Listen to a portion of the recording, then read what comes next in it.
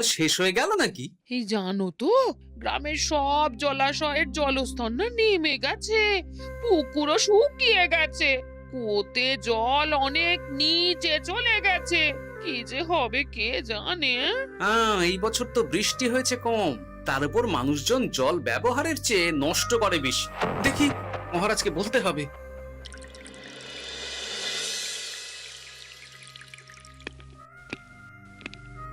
এই তো গোপাল এসে গেছে। শুনেছো, রাজ্যের সকল জলাশয়ে শুধু শুনিনি, চাক্ষুষ দেখেছি, আর এর কারণ ও তার সমাধানও ভেবে এসেছি মহারাজ। তুমি কি বলতে চাইছো সেটা বলো না খোলসা করে। মহারাজ, আসন্ন দিনে জলাভাব মেটানোর একটাই উপায়, তা হলো প্রজাদের উপর কর চাপানো। মহারাজ, আমার ঠাকুরদা বলতেন, যা মেলে মূল্য বিনে তার মূল্য কে আর জানে। আমরা যেহেতু জলের মতো এত মূল্যবান সম্পদ বিনামূল্যে পাচ্ছি, তাই একে গুরুত্ব দিতে শিখিনি। সবাই মিলে দেদার জলের অপচয় করছি। আমি এই অপচয়ের বিরুদ্ধে কর বসানোর পরামর্শ দিচ্ছি মহারাজ। জলের জন্য দেবে দাম, ছুটে যাবে কাল ঘাম। হ্যাঁ, যখনই জলের জন্য কর দিতে হবে, তখনই জলের অপচয় বন্ধ হবে। এতে লাভটা কি হবে গোপাল? মানুষ কম জলে কাজ করা শিখে যাবে, ফলে আগামী দিনে যদি জল সম্পদ কমেও যায়, এই কৃষ্ণনগরের প্রজারা আগে থেকেই তার জন্য প্রস্তুত হয়ে যাবেন। কিন্তু আমি আমার প্রজাদের কাছ থেকে জলের দাম নেব গোপাল? না মহারাজ, কর বাবদ যে অর্থ উপার্জন হবে, তার সাথে আপনার দান মিলিয়ে রাজ্যের মধ্যে একটা বিরাট কৃত্রিম জলাধার বানানো হবে। বাহ বাহ বাহ! যেখানে বৃষ্টির জল সংরক্ষণ করা যাবে মহারাজ। এতে সারা বছর ধরে আর কোনো জলের অভাব থাকবে না মহারাজ। গোপালের প্রস্তাব বড় ভালো লেগেছে। আগামী দিনে ইতিহাসে এই কর্মযজ্ঞের কথা লেখা থাকবে বলেই আমার বিশ্বাস। আর তাই আমি গোপালকে এই মুহূর্তে 50টি স্বর্ণমোহর উপহার দেব বলে ঘোষণা করছি। সাধু সাধু সাধু।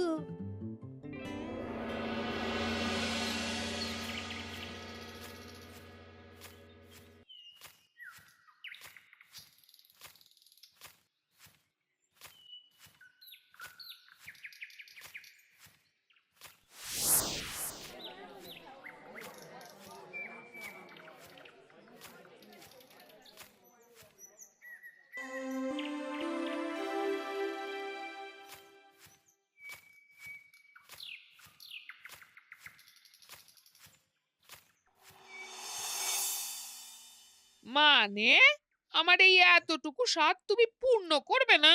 আমি কি নিজের জন্য চেয়েছি নাকি? সবই তো পাবে তোমার মেয়ে আর জামাই। হ্যাঁ, সে বুঝেছি গিন্নি, তাই বলে এতগুলো মুদ্রা আমি খরচ করতে পারবো না। পারবে না?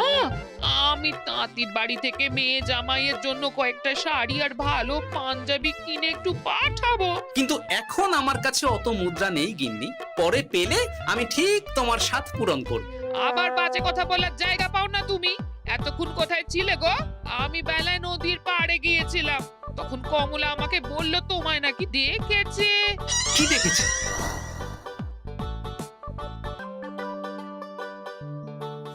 কোথায় গেল? এত বড় মুদ্রা থলে কি হাওয়াতে উবে গেল নাকি? এই রে, এ তো মহা ঝামেলা। কখন কি যে গিন্নিকে খবর দিচ্ছে সেটা টেরও পাইনি। বলি মুখে কুলু পাটলে যে বড়, বলি রাজা মশাইয়ের কাছ থেকে যে এত রোজগার করো, সেই মুদ্রা যায় কোথায়? আহ, কানের মাথা খেও না তো। আমি কি তোমার কোনো কিছুর অভাব রেখেছি? বলো একবার। খাওয়া পড়া কোনো কিছুর তো কোনো খামতি নেই তোমার। মানছি রাখোনি, কিন্তু তাই বলে আমিও তোমার স্ত্রী, তোমার গিন্নি গো, গিন্নি, তাই না?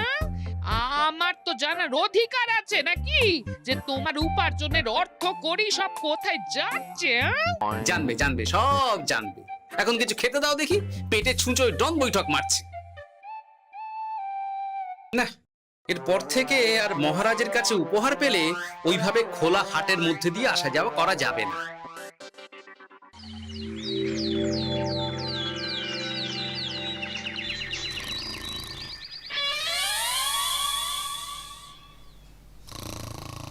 তোমার আর কোনো চিন্তা নেই গোপাল।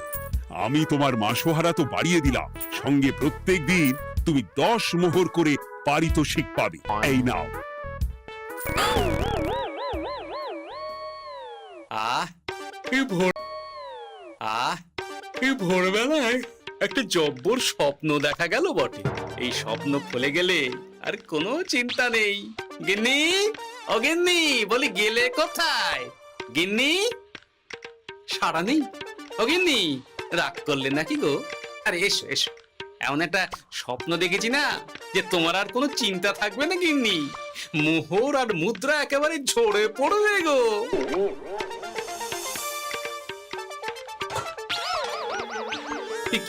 এইসব ফলাহার সাজিয়ে রেখে গেল কোথায় গিন্নি? নিজের বাপের বাড়িতে তো যাবে না, কেউ নেই সেখানে। মেয়ের বাড়ি গেল নাকি? না, মেয়ের বাড়িতে তো গিন্নি যায় না। তাহলে না না, খালি পেটে এত ভাবতে পারছি না। আগে মুখ হাত ধুয়ে এসে কিছু খেয়ে নি, তারপর দেখি গিন্নি কোথায় গেল। না, গিন্নিকে তো কোথাও দেখলাম না। গেল কোথায়? যাকে আগে রাজবাড়িতে তো যাই, ফেরার সময় না হয় আবার খোঁজ নেব, ততক্ষণে ফিরেও আসতে পারে।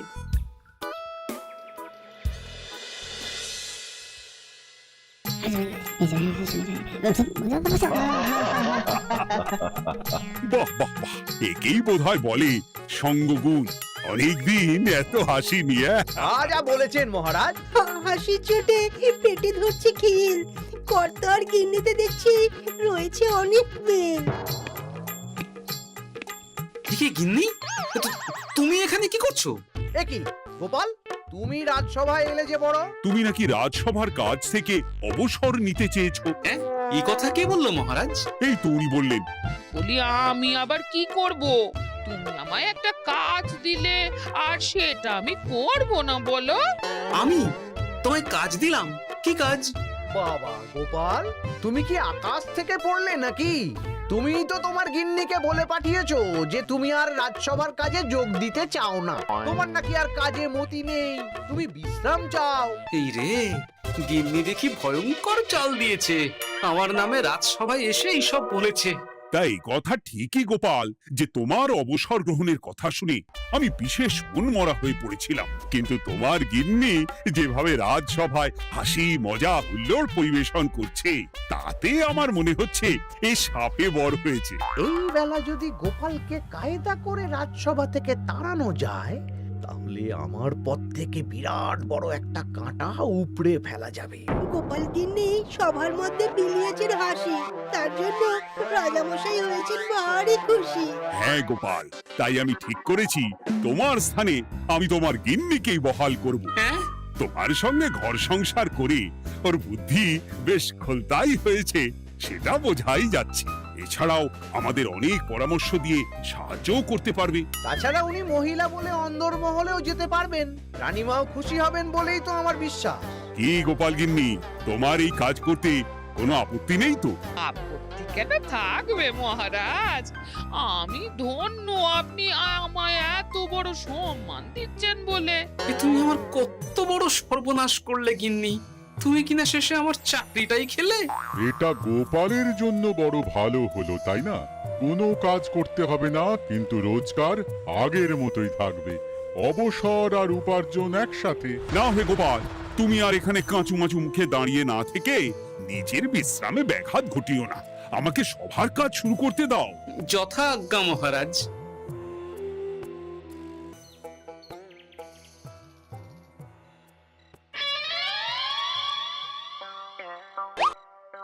মানে মহারাজ সমস্যার সমাধান করতে দিয়েছেন তোমাকে, আর তার উত্তর দেব আমি? কেন? তুমি আমার চাকরি খাবে আর তোমার সেই চাকরি রাখার দায় নেব আমি? হ্যাঁ হ্যাঁ, নেবে। মানে কাল রাজসভায় মহারাজের সমস্যার সমাধান করব, সেই মতো কথা দিয়ে এসেছি। হ্যাঁ, আগাম 10টা মুদ্রাও বাগিয়ে এনেছি। তার থেকে তোমায় একটা মুদ্রা দিলাম। এখন মানে মানে আমাকে উত্তর বলে দেবে, না হলে আমি কেন দেব? আমি পাবো একটা মুদ্রা, আর তুমি আমার কাছে উত্তর জেনে নিয়ে সেটাই বলে পাবে 9 মুদ্রা। কিছুতেই না। বলবে না? না। তাহলে ভালো করে শুনে রাখো, আজ থেকে ঘরের উনুনে হাঁড়ি চড়বে না। চাকরি তো খুইয়েইছো, এবার না খেয়ে প্রাণটা খোয়ানোর জন্য তৈরি হয়ে যাও। হ্যাঁ। ওরে বাবা, এমন কথা কেন বলছো গো গিন্নি? তুমি তো জানো যে খিদে একদম সহ্য করতে পারি না। তুমি তো জানো যে খিদে একদম সহ্য করতে পারি না। এখন যদি তুমি এইসব বলো তাহলে আমার রক্ষে নেই গো। বেশ, তাহলে আমি যা জানতে চাইছি শ্বশুর শ্বশুর করে বলে ফেলো দেখি। এ আমি কি শাঁখের করাতে পড়লাম রে বাবা। ঠাকুর, এত দুর্ভোগ লেখা ছিল, ঘরে বাইরে সব জায়গায় এত হেনস্থা যে সহ্য করা যায় না ঠাকুর।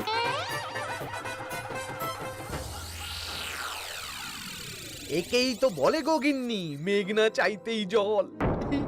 এতদিন কতভাবে চেষ্টা করেছি গোপালকে রাজসভা থেকে তাড়াবার, আর গোপাল নিজেই কিনা রাজসভা থেকে পালিয়ে গেল। সব বলছো? তোমার শরীর ঠিক আছে তো? শরীর মন সব ঠিক আছে, তবে গোপালের বদলে কাকে বহাল করা হয়েছে শুনলে তোমার মাথা ঘুরে যাবে। কাকে? গোপাল গিন্নিকে। আমার কিন্তু বিষয়টা খুব একটা সরল ঠেকছে না গো। গোপাল ভাঁড়ের বুদ্ধি তো আর যে সে বুদ্ধি নয়। উনি যাই করেন খুব ভেবে চিন্তে করেন, এর পেছনে আবার কোনো মতলব নেই তো। এটা তুমি মন্দ বলনি গিন্নি। গোপালকে নিয়ে সত্যি কোনো বিশ্বাস নেই। ও কখন কি ঘোট পাকাচ্ছে বলা যায় না। আমাকেও সাবধানে থাকতে হবে। দেখতে হবে যে গোপাল আসলে কি চাল চালতে চাইছে।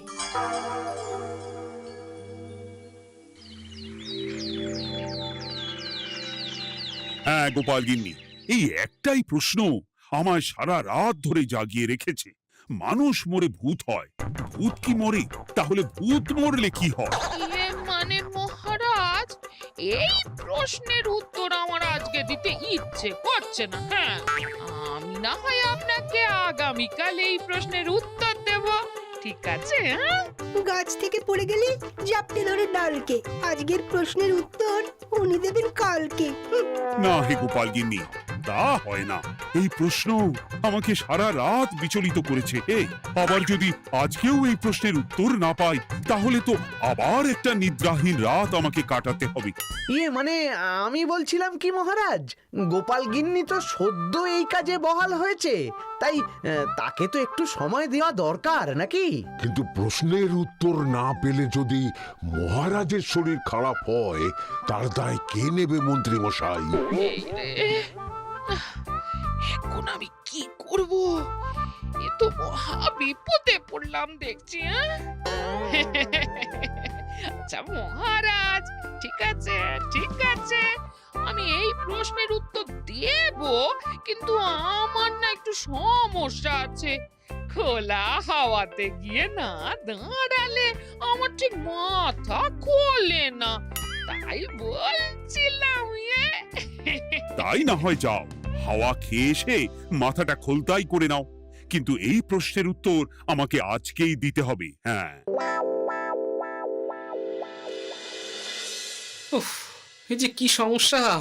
সারাদিন ঘরে বসে থেকে থেকে তো আমার সারা গায়ে বাদ ধরে গেল। সেই সকালবেলা আমাকে ফলাহার করিয়ে দিয়ে গিন্নি তো চলে গেছে রাজবাড়িতে চাকরি করতে। এদিকে আমার যে পেটে কিচ্ছুটি নেই, তার কি হবে? মহারাজ দোকানে গিয়ে যে ভালো মন্দ খাবো তারও উপায় নেই। তাহলেই তো কাঁড়ি কাঁড়ি খরচা। না, একবার দেখি তো উনুন ধরিয়ে অন্তত ভাতটা চাপাতে পারি কিনা। তাহলে গিন্নির ওই হাঁড়ি না চড়ার হুমকির হাত থেকে অন্তত বাঁচা যাবে।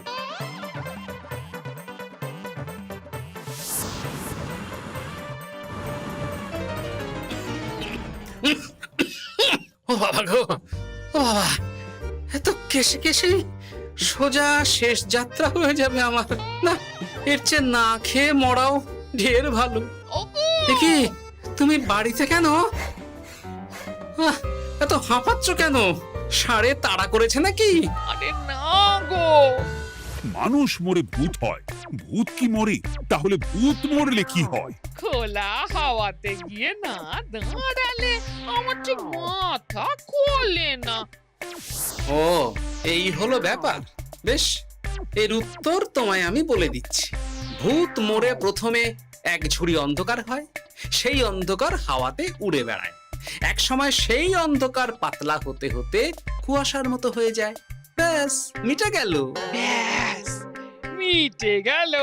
যদি রাজামশাই এই কথা বিশ্বাস না রাজামশাই এই কথা বিশ্বাস না করেন, তুমি হলপ করে বলবে আপনি যখন মরবেন একদম মিলিয়ে নেবেন মহারাজ, এর চেয়ে এক পা এদিক ওদিক হয় না যেন। হ্যাঁ, এই না হলে তুমি গোপাল ভাঁড়, বুঝেছো তাহলে? এই তুমি চিন্তা করো না, রাজবাড়ি থেকে ফেরার সময় আমি তোমার জন্য অনেক অনেক বাজার করে আনবো, ঠিক আছে? এই আমি যাই। এ তো ভারী মজা হলো। মহারাজ তক্ষুনি প্রশ্নের উত্তর চাইলে গিন্নি এইভাবে সেই রাজবাড়ি থেকে দুধ দাঁড়িয়ে ছুটে আসছে উত্তর জানতে। আমাকে তুমি একটা চাল দিয়ে কুপকাত করেছে তো গিন্নি, এইবার বুঝবে কত ধানে কত চাল।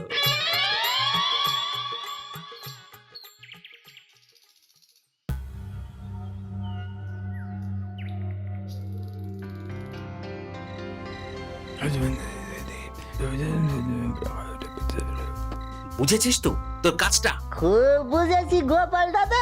নেই, এবার লেগে পড় দেখি।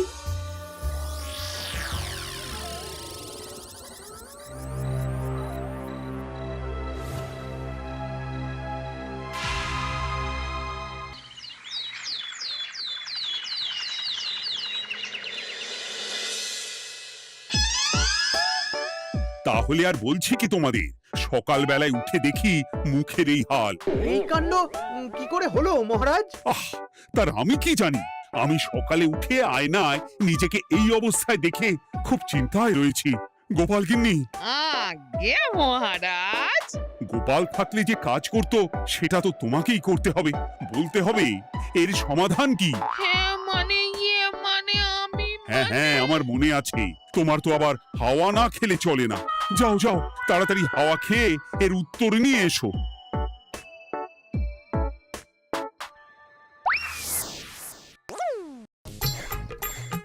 এই জন্য তুমি এত দূর ছুটে এলে গিন্নি?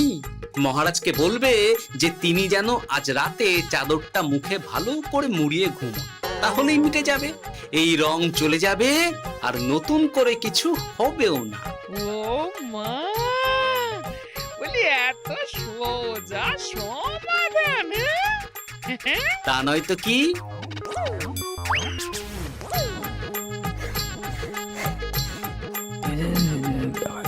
কাল সারা রাত আকাশে একবার দেখলাম চাঁদ উঠেছে, আর একবার দেখলাম ঘোর অমাবস্যা। এর কারণ কি? একই রাতে দুই তিথি হয় কি করে? মানে আর একটা সমস্যা, হ্যাঁ, এটা আগে বললেই তো হতো মহারাজ।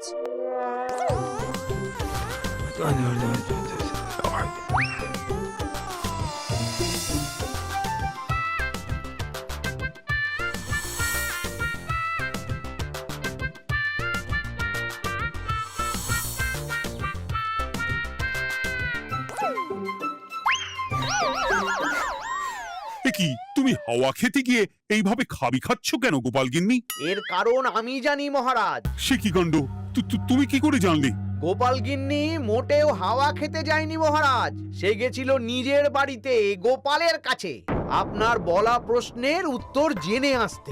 মানে গোপাল গিন্নি তার মানে আমাকে ঠকিয়েছে? তা জানি না মহারাজ, তবে আমার মনে হয় এর পেছনে গোপালের কোনো গভীর ষড়যন্ত্র আছে, না হলে সে এমনটা করবে কেন? আর এক রাতেই আপনার সাথে এতগুলো অদ্ভুত ঘটনা পর পর ঘটবে কেন? বটে, এক্ষুনি গোপালকে ডেকে আনো।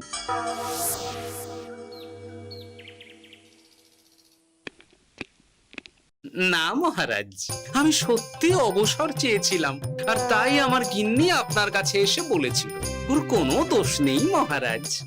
না মহারাজ, আমি মিথ্যে কথা বলেছি। হ্যাঁ, উনি আপনার কাছ থেকে পাওয়া সোনার মোহর নিয়ে বাড়ি যান না, তাই আমি ওকে শায়েস্তা করতে এই ফন্দি করেছিলাম। আসলে মহারাজ, আমি আপনার কাছ থেকে পাওয়া সোনার মোহর জল প্রকল্পের কাজে লাগাবো বলে কিছু জনকে নিয়ে একটা দল গঠন করতে গিয়েছিলাম। আর তাদের কাছেই ওগুলো রেখে এসেছি। এটা যদি আমার দোষ হয় তাহলে আমি ক্ষমা প্রার্থী মহারাজ। সাধু গোপাল, সাধু তোমার উত্তর। এই কাণ্ড! আর এদিকে রাজবাড়ি থেকে বাড়ি আর বাড়ি থেকে রাজবাড়ি করতে করতে আমার প্রাণ ওষ্ঠাগত হয়ে গেছে মহারাজ। ওহ, আমার ঘাট হয়েছে, আপনি আমায় ক্ষমা করে দিন মহারাজ। হুম, এইবার মজার টের পেয়েছ তো গিন্নি? আপনি আপনার আদরের গোপাল ভাঁড়কেই তার চাকরি ফিরিয়ে দিন মহারাজ। আমি যাই আমার হেসেল সামলাতে। কেলে পচা খুব ভালো করেছে বলতে হবে।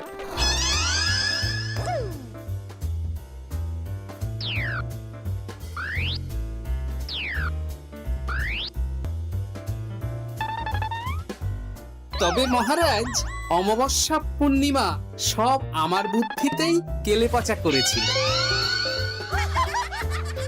আপনার ওই মুখের রং, ওটি একটি বিশেষ রং যার আয়ু একদিন, তাই ওটা এমনিই মিলিয়ে গেছে। হ্যাঁ, সেই বরং ভালো। তুমি তোমার গিন্নিকে নিস্তার দাও গোপাল। তাছাড়া আমিও আমার গোপালকে ছেড়ে আর থাকতে পারছি না। যথা আজ্ঞা মহারাজ। আমারও যে আর এই অবসর ভালো লাগছে না মহারাজ। গোপাল ছাড়া রাজসভা যে লাগে ফাঁকা ফাঁকা, তাই তো আবার চাকরিতে তাকে বহাল রাখা।